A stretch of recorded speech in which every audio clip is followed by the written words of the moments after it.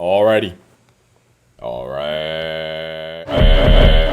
Walmart refunds got you down. Learn how to fight back and win.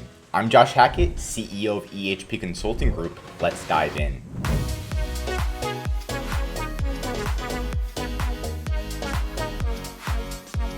Okay, so we're going to be showing you how to dispute these refunds and get that money clawed back, or at least fix your refund settings.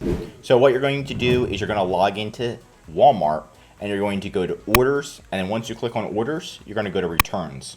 Once you're here, you're going to click on completed and then click view returns. Once you're here, you can literally view all of your returns here, and they're going to be minimized. You can click on it to show the entire return and see if you can dispute it or not dispute it. Even if it doesn't let you dispute it, see how this is grayed out? You can still contact seller support and get that refund back. So you can be like, why did you guys refund this? Right? This shouldn't have been refunded. So sometimes Walmart automatically gives refunds and you can claw that money back. So for example, let's continue to look at it. And it says for this one, dispute cannot be raised on this return. Please contact seller support. So in this case, we're going to actually have to contact seller support, and this is what we're going to say. So we're pretty much going to copy it, and then we're going to go back to seller support and we're going to write something down, and we're going to say, hi Walmart, you recently issued a, let's see how much, $37.09 refund to a customer without our permission. The customer has not returned the item and should not be issued a refund. So again, we're gonna put all the details. So we're gonna take a screenshot of this. Actually, a screenshot's gonna help a lot more when you put it on Walmart. So let's get this. We're gonna take a nice little screenshot. So that way, if Walmart asks all these questions, what's the PO number? What's the this? What's the that? You have it. So you're gonna save this and then have a little screenshot ready to go for Walmart.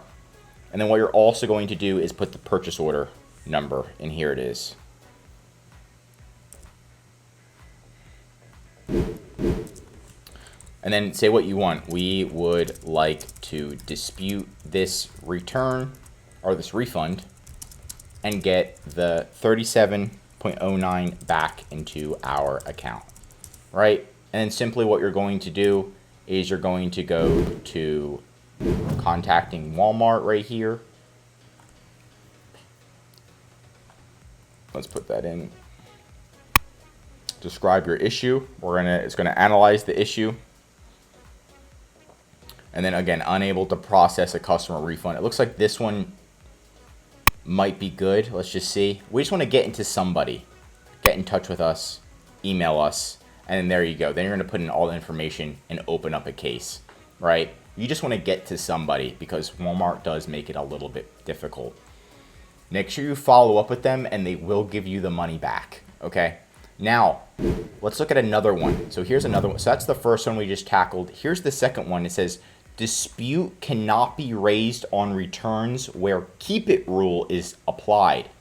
So you may not know there's a keep it rule. This is why you need to look at your returns to see if you automatically have a keep it rule. You can update this in your return settings. So you're going to go to your return settings and you're going to check to see if there's a keep it rule, right? And you can see there's a keep it rule in our settings, and that if somebody tries to return an item that's less than $26, we automatically say, hey, just keep it and give them a full refund. That might not be good for your account, or you might automatically have this turned on and want to turn it off. In that case, you click delete and make sure it's not turned on.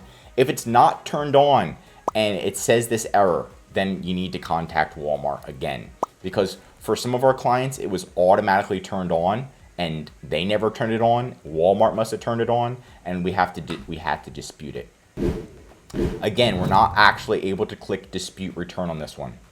Now there are some, like this one right here, where we can actually dispute the return right on this portal. We don't have to actually contact Walmart because contacting Walmart's a pain. I mean, this is the same process, but there's a little button that helps you do it.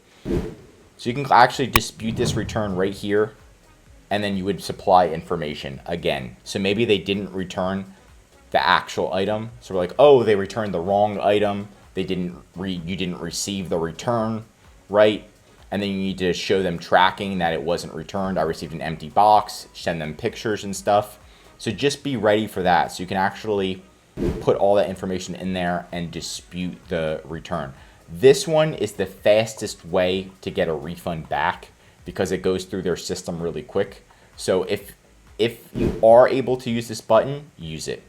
If it's grayed out, then you have to contact Walmart support. But my recommendation for all of this is just to have a team member or do this once per week or once per month.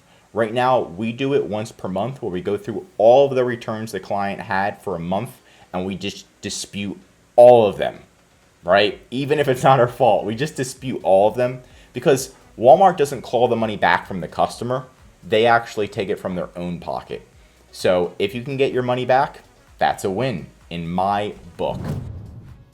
But that's for the end of the video. If you did need extra Walmart training, I did want to share that Walmart does have free training. So all you have to do is type into Google free Walmart seller training.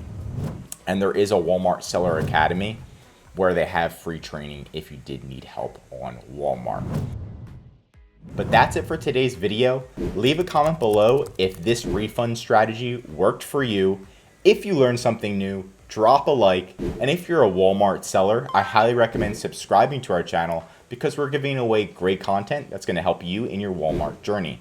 And of course, if you need any help with increasing sales, anything mentioned in this video, any help selling on Walmart, contact EHP Consulting Group. The link is right in the description to contact us.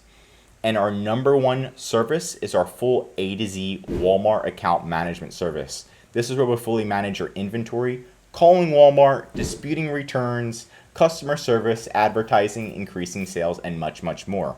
The benefit of this service is so you can spend time working on your business instead of in your business every day, like calling Walmart, disputing returns, getting disputes approved, following up, fixing listings, and all that fun stuff.